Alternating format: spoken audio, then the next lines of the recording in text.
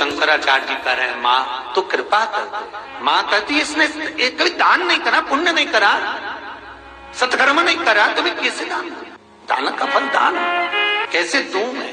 माँ पूर्व में मान लो इसने जितने जन्म लिए उस जन्म में अगर कोई दान नहीं दिया तो आज आंवला नवमी के दिन आज तो दान दिया है। लक्ष्मी जी बोलती है जो अभी करेगा इसका फल तो बाद में मिलेगा।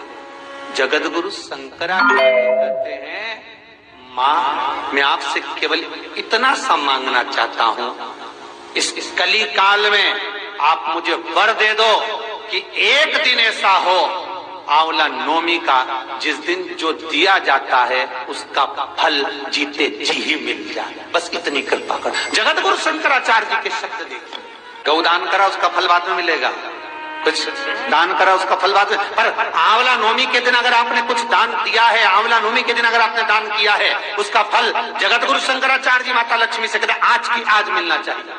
उसका फल हमें इसी पृथ्वी पर रहते रहते इस साह शरीर में मिलना चाहिए। आज ही का दिन है महाराज, अक्षय नवमी। विष्णु पुराण कहती है, स्कंद पुराण कहती है, मान लो कोई आंवले का पेड़ आपने लगाया, बहुत बड़ा हो गया, उसमें फल नहीं लग रहा है, वो फलित नहीं हो रहा। बहुत बड़ा हो गया, उसमें एक फल नहीं लगा,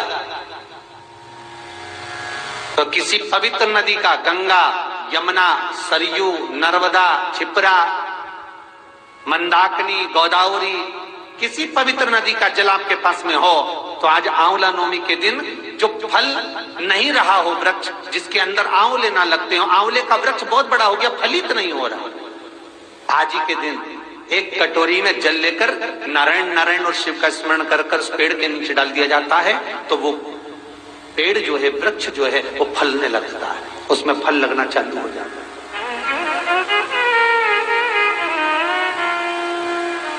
और इतने फल लगते हैं कि आपको आश्चर्य होगा कि इसमें तो फल ही नहीं लगते, पर इतने फल कहां से आते? अर्थात आज भी हमारी विष्णु पुराण, आज भी हमारी स्कंद पुराण, आज भी हमारी पद्म पुराण, भागवत पुराण आज भी कहती है कि आंवला नवमी का किया गया पुण्य, आंवला नवमी का किया गया दान, आंवला नवमी के दिन किया गया सत्कर्म खाली नहीं जाता। अर्थात जैसे जरा सा जल का सिंचन करने पर वृक्ष फलीभूत हो जाता है, उसमें ढेरों फल लग जाते हैं, उसी तरह हमारा किया गया दान पुण्य सत्कर्म, अगर हमने 1 रुपए का भी दान दिया, गौ माता के निमित्तार्थ, मंदिर के निमित्तार्थ, वृद्धाश्रम के निमित्तार्थ, भोजन के निमित्तार्थ हमने कुछ भी लगाया है, आपने गाय को भी रोटी दी है, आपने किसी ब्राह्मण को भोजन कराया है, आपने आज आंवले का दान करा है, किसी सौभाग्यवती नारी को एक फल तक दिया है, तो वो तुम्हें मिलेगा, 1000 गुना होकर मिलेगा।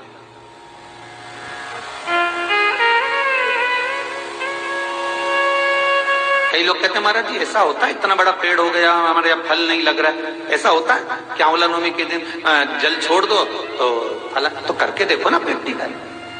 ना महाराज कहीं जा रहा है, ना आंवले का पेड़ कहीं जा रहा है, ना तुम कहीं जा रहे, करो।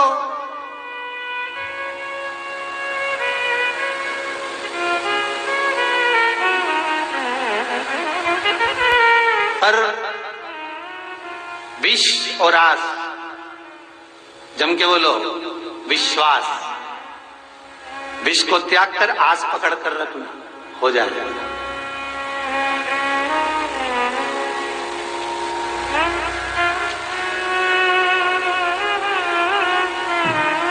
विश्वास।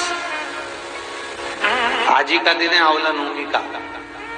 महाराज अगर किसी पंडित ने, किसी ब्राह्मण ने, किसी ज्योतिषाचार्य ने बता दिया कि तुम्हारे बच्चे की उम्र कम है, किसी ने बता दिया कि इसकी अल्पायु है, इसकी उम्र कम है, इसको ये बहुत बड़ी बीमारी होगी और एक्सीडेंट होगा और ये होगा वो होगा, ये वाली अंगूठी पहनो, ये वाला नथ पहनो, ये चीज पहनो, बिल्कुल नहीं, तुम्हारी मर्जी पड़े तो पहनना, लाखों रुपए खर्च करो और मालूम पड़े फल ना मिले तो एक काम जरूर करना, आज के दिन हाथ में कुंकू लगाकर, कुंकू को लगाने के बाद अपनी माताजी से कहकर उस बच्चे के हथेली पर स्वस्तिक बनाकर आंवले के वृक्ष पर छापे 5 लगवा दीजिए।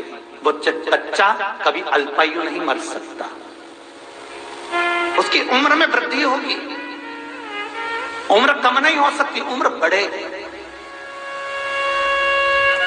सौभाग्यवती माताएं आज आंवले के पेड़ के नीचे पूजन क्यों करती है? सौभाग्यवती माताएं आज आंवले के पेड़ के नीचे फल का दान क्यों करती है? सौभाग्यवती माताएं आज ब्राह्मण को भोजन आंवले के वृक्ष के नीचे क्यों कराती है? सौभाग्यवती माताएं आज आंवले के पेड़ के नीचे बैठकर भोजन क्यों करती है? अखंड सौभाग्यता के लिए कि आज मैंने अगर एक बिंदी भी दी है, अगर आज मैंने मेहंदी भी दी है, आज मैंने जरा सा कुंकू का भी दान आंवले के वृक्ष के नीचे करा है, तो उसका फल मुझे हजारों गुना मिलना चाहिए। मेरा सौभाग्य अमर होना चाहिए, अजर होना चाहिए। रहेगी तो रुक्मणी तो रही, सतभामा श्रवण, इतना भजन करा, इतना भजन करा गुणवती ने, इतना भजन करा। भजन की प्रबलता इतनी थी कि लाभ पाचम के दिन से जो तप साधना में लगी, 7 नियम जो कार्तिक के थे, दीप लगाना, संयम रखना, विश्वास रखना, भूमि पर सोना, दलहन पदार्थों का त्याग करना, शरीर पर तेल ना लगाना, सात्विक प्रवृत्ति रखना, ये सारे नियम, दीप दान, तुलसी अर्चना सब करा।